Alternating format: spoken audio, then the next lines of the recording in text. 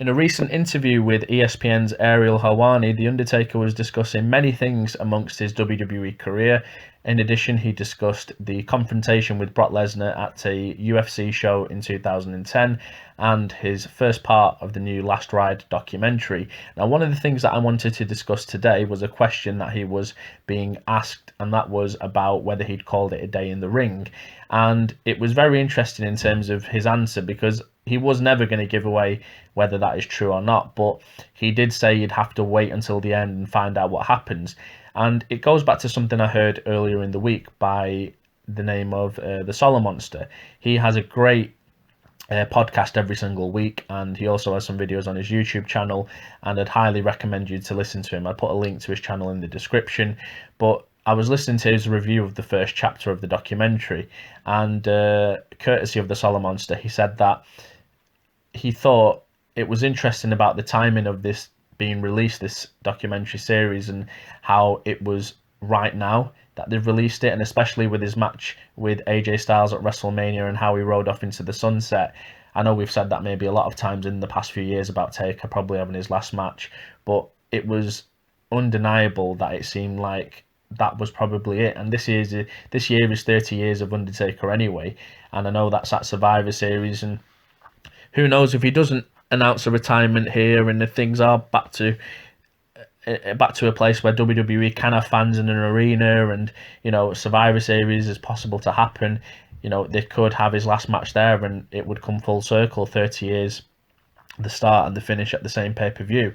But that's all ifs and buts, and big ifs and buts, because of course that's all up in the air. However, I personally would be putting my money on The Undertaker announcing his retirement in this documentary series in the last part, because for me it would make complete sense. I know Undertaker has said in the past he's never really sought the advice of his peers or anybody to explain to him or tell him that they feel he should retire, because it's his call, and that's very true at the end of the day. But he has said that this was now an opportunity for him to show the fans, show everybody his backstage kind of curtain being lifted on his character and his personal life for the first time, and that's why he felt he had to get this sort of footage documented. And The Undertaker this year, in the last 6 or 7 months, has never been so much revealed in terms of his appearance now on several interviews, and he's got social media, and who thought you would be saying that even in 2020, but it's happened.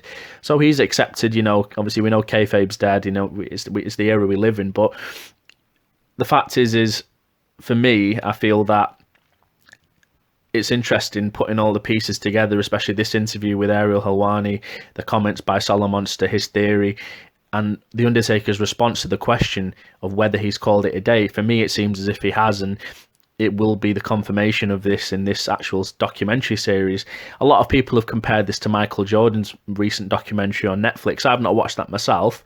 I've only started watching NBA in the last 3 years, but people have told me it's one to watch, and I think I'd have to agree with them, because he is a big, maybe the biggest name in the history of the sport, and I will be giving it a watch. But at the moment, I can't judge it because I haven't seen it. But what people have said is it's very much comparable in terms of two big legends in either, form of the industry, and it would be a momentous way for people to look back and say, well, this was the one where Undertaker announced he was done in the ring. And I like to specifically say done in the ring, because we have heard yesterday, as of this recording anyway, that he had signed a new deal with WWE, a 15-year deal, which keeps him with the company up until he's 70 years old.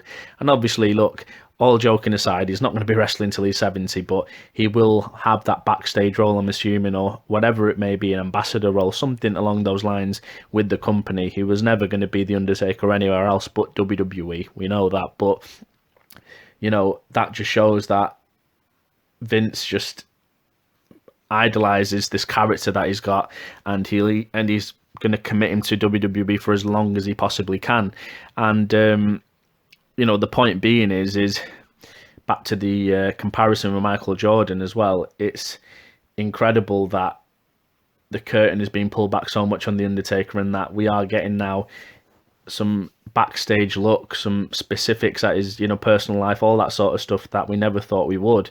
And yeah, at a time where probably we need as much content as possible with the situation we're in, it's amazing that, you know, we're getting to see this. I don't think 6 months ago, if you told me we'd be seeing this sort of stuff with The Undertaker, I would have believed you, but it is what it is. But, you know, The Undertaker for me, obviously one of the all-time greats.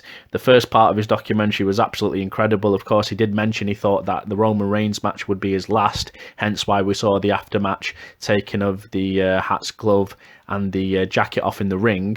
And yeah, he indeed thought he was done. I think majority of people backstage that day did think he was as well.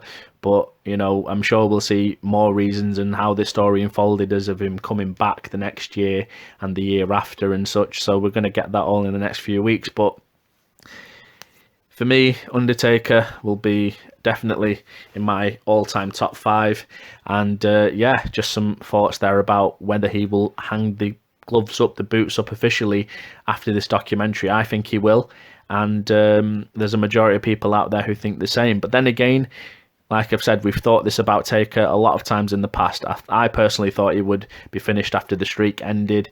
Some thought he would be finished after the Triple H match at WrestleMania, in the sense that, you know, finished to be polite, as in the career didn't need anything else adding to it. It was done. He's done everything he had to do.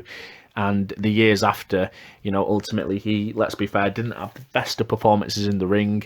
And you know, you've got to respect the fact that he's still there going, but I think deep inside he was obviously disappointed with the outcome of his matches and how they were, you know, coming across on TV. So, you know, fair play for him wanting to replicate that. But then at the same time, you have to understand as well, you don't want to remember The Undertaker going out with a match like he did with Reigns or even Bray Wyatt or something like that, because they don't merit the level and the stature of the career he's had.